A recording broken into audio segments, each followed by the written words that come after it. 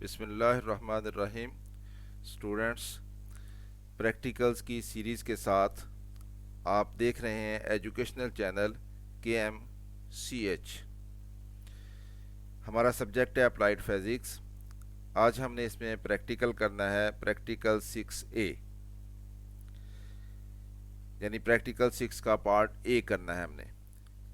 क्या है ये practical? Verify law of triangle of forces by using Gravesande's apparatus। Gravesande's apparatus को use करना है और law of triangle of forces इसको हमने वेरीफाई करना है। इस प्रैक्टिकल को परफॉर्म करने के लिए apparatus क्या चाहिए हमें? ग्रेवसैंड्स apparatus चाहिए, पुलिस चाहिए 2 अदद, हैंगर्स विद स्लॉटेड वेट 3 अदद चाहिए, वाइट पेपर चाहिए, ज्योमेट्री बॉक्स चाहिए, थ्रेड यानी धागा चाहिए और प्लेन मिरर चाहिए।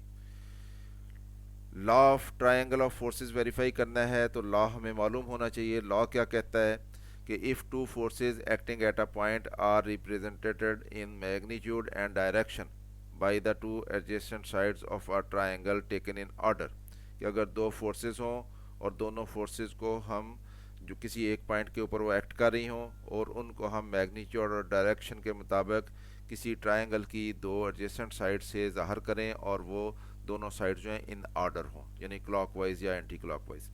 देन द क्लोजिंग साइड, तो तीसरी साइड क्लोजिंग साइड होगी, third side of the triangle taken in the reverse order, कि उसको हम रिवर्स ऑर्डर में लेंगे, represents the resultant of the forces in magnitude and direction. तो वो तीसरी साइड जो है वो उन दोनों फोर्सेस की जो कि इन ऑर्डर होंगी, तीसरी साइड जो है वो उनके अपोजिट ऑर्डर में होगी, वो उनका रिजल्टेंट होगा, मैग्नीट्यूड और डायरेक्शन में उनका रिजल्टेंट बनेगा। तो ये law of triangle of forces कहलाता है। इसको हमने वेरीफाई करना है।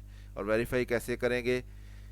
ये देखें, पहले इसकी फिगर दिखाई गई है कि ये एक फोर्स है F1, ये दूसरी फोर्स है F2, ये दोनों इन ऑर्डर हैं, यानी इस तरह से हैं, एंटी क्लॉकवाइज हैं, और ये एक ट्रायंगल की दो एडजेसेंट साइड्स बन गई हैं। और ये वाली साइड जो है तीसरी, ये क्लोजिंग साइड है, ये इस ऑर्डर के अपोजिट है, यानी ये इस तरह से नहीं है, ये इसके अपोजिट ऑर्डर में है। तो ये इन दोनों का रिजल्टेंट है। तो इसलिए F3 is equal to F1 plus F2। तो ये लॉ ऑफ ट्रायंगल है। इसको वेरीफाई करने के लिए ग्रेवसैंड्स apparatus यूज़ करेंगे। ये apparatus आपके सामने ग्रेवसैंड्स apparatus है। दो पुलियाँ हमने इसके दोनों ऊपर वाले एज से 1-1.5 इंच अंदर करके हमने अटैच कर ली और इसके साथ एक वाइट पेपर लगा लिया हमने। अब नेक्स्ट स्टेप में हम धागे के 3 पीस लेंगे। एक पीस यहाँ से लेकर इतना होना चाहिए लेंथ में, दूसरा पीस यहाँ से लेकर इतना लेंथ में होना चाहिए और तीसरा पीस इतना होना चाहिए। इन तीनों की ये वाली साइड जो है इसको पकड़ के हम इसको नॉट लगा लेंगे, गिरा लगा लेंगे, और इस पुली के ऊपर से एक गदार लेंगे, एक इस पुली के ऊपर से, और एक को फ्री छोड़ लेंगे। तो ये 3 एंड जो हमारे पास बचते हैं, इन तीनों एंड के साथ एक एक हैंगर स्लॉटेड वेट वाला वो हैंग कर लेंगे और इसमें बाट डालेंगे इस अंदाज से कि ये गिरा जो है इस पेपर के सेंटर तक आ जाए, यानी जैसी सेटिंग आपको नज़र आ रही है इस तरह की सेटिंग हो जाए। अब हमने ये धागे की डायरेक्शन जो है इसको ट्रेस करना है कागज़ के ऊपर, और इन बाट को हमने नोट करना है कि हमने कितने कितने बाट डाले हुए हैं, इस तरह से कि इधर हमने ये 70 ग्राम लिया है, इधर हमने 70 ग्राम लिया है, और इस हैंगर में 110 ग्राम है। तो अब अगले स्टेप में धागे की डायरेक्शन हमने पेपर के ऊपर ट्रेस करनी है। तो उसके दो तरीके हैं। एक ये कि हम प्लेन मिरर यूज़ करें, इस धागे के नीचे रखें और इसका इमेज देखते हुए कागज़ के ऊपर लेड पेंसिल के साथ दो निशान लगा लें मिरर के दोनों एंड पे। इसी तरह से इसके नीचे मिरर रख के दोनों एंड पे दो निशान लगा लें इमेज के, और इस धागे के नीचे रख के मिरर के दोनों के निशान लगा लें। और दूसरा तरीका ये है कि हम फ्लैश लाइट यूज़ करें, यहाँ से हम गिरा के ऊपर फ्लैश लाइट डालें मोबाइल की, तो ये धागे की जो इमेज है वो हमारे पास डार्क इमेज जो है वो पेपर के ऊपर आ जाएगा। तो हम एक गिरा का निशान लगा लें, एक इस धागे का निशान लगा लें यहाँ करके, एक यहाँ करके इस धागे का निशान लगा लें, और एक इस धागे का निशान लगा लें, इस तरह से। ये मैंने मिरर में इमेज शो किया है धागे के नीचे। आप मिरर रखेंगे कागज़ के ऊपर तो इसका इमेज नज़र आएगा, आपको ये इमेज नज़र आ रहा है, तो आपने एक निशान यहाँ पे लगा लेना और एक निशान यहाँ पे लगा लेना मिरर में देखते हुए।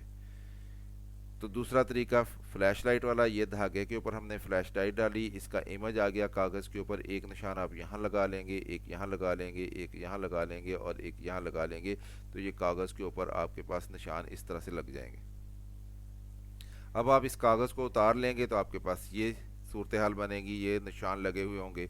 अब इन दोनों निशानात को मिलाती हुई लाइन खींच दें सीधी, इन दोनों को मिलाती हुई लाइन खींच दें और इन दोनों को मिलाती हुई लाइन खींच दें। तो जब आप ये लाइन खींच देंगे तो आपके पास ये फुट रूल रख के, ये मैंने ओरिजिनल कागज़ उतारा है, यहाँ पे इस गिरा के निशान को और इस निशान को मिलाती हुई लाइन खींचनी है।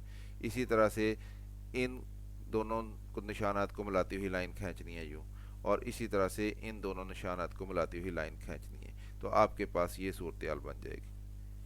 अब जो हमने इधर बार डाले हुए थे 70 ग्राम, इधर 70 ग्राम और इधर 110 ग्राम, इनको हमने न्यूटन में कन्वर्ट कर लिया इस फार्मूला से, W is equal to mg से, इस फार्मूला से। तो ये 0.7 न्यूटन बना, ये 0.7 न्यूटन बना, ये 1.1 न्यूटन बना। अब हम स्केल फिक्स करते हैं, 0.2 न्यूटन को 1 सेंटीमीटर रख लें, 0.7 न्यूटन जो है वो 3.5 सेंटीमीटर बनेगा और 1.1 न्यूटन जो है वो 5.5 सेंटीमीटर बनेगा। यहाँ पे फुट रूल रख के 3.5 सेंटीमीटर कट करके वहाँ पे एरो बना दें।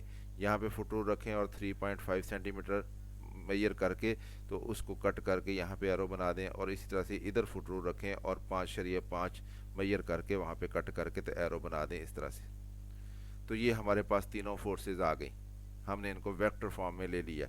0.7 न्यूटन इधर है, 0.7 न्यूटन इधर है और 1.1 न्यूटन इधर है। अब यहाँ से कंपास लेके इसकी टिप यहाँ पे रखनी है और उसका पेंसिल की टिप यहाँ पे रखनी है, और इसको उठा के कंपास की टिप यहाँ पे रख के तो एक आर्क बना लेना यूँ।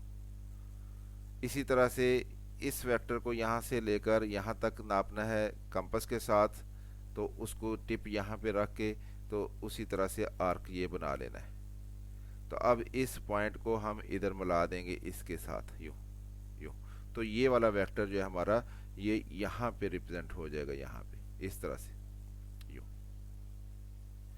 अब हमने इनको लेबल कर लिया, इस फोर्स को आप P कह लें, ये 0.7 न्यूटन है और ये 3.5 सेंटीमीटर से रिप्रेजेंट की गई है। इस फोर्स को आप Q कह लें, ये 0.7 न्यूटन है और ये 3.5 सेंटीमीटर से रिप्रेजेंट की गई है। इस फोर्स को आप R कह लें, ये 1.1 न्यूटन है और ये 5.5 सेंटीमीटर से रिप्रेजेंट की गई है। इस पॉइंट को आप O कह लें और इस पॉइंट को D कह लें। अब ये दो फोर्सेस बन गई हमारे पास, एक ये OB जो कि Q फोर्स है और एक ये OD जो कि P फोर्स है जो हमने यहाँ पे रिप्रेजेंट की है। तो इन दोनों का ऑर्डर एक है, यानी ये इस तरह से हैं, दोनों क्लॉकवाइज हैं, यूँ यूँ, यहाँ से यूँ ऑर्डर बनता है इनको।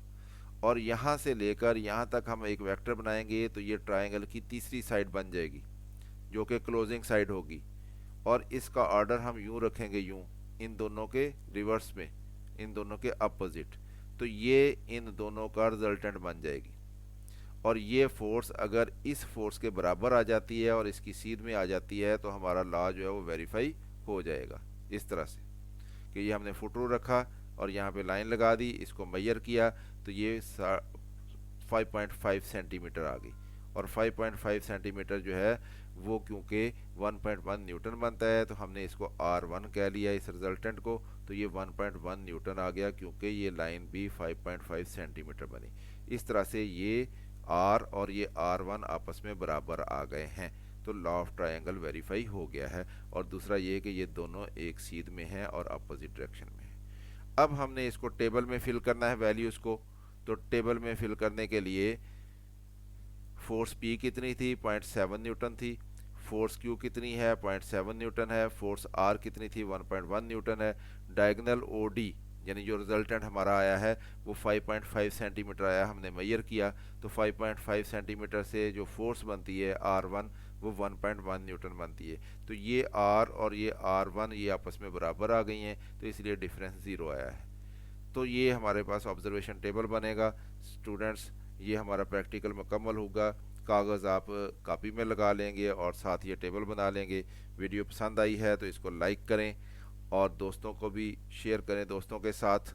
अगर अभी तक चैनल सब्सक्राइब नहीं किया तो इसको सब्सक्राइब कर लें और कमेंट करना ना भूलें। मेरी तरफ से अल्लाह हाफिज़, शाद रहें।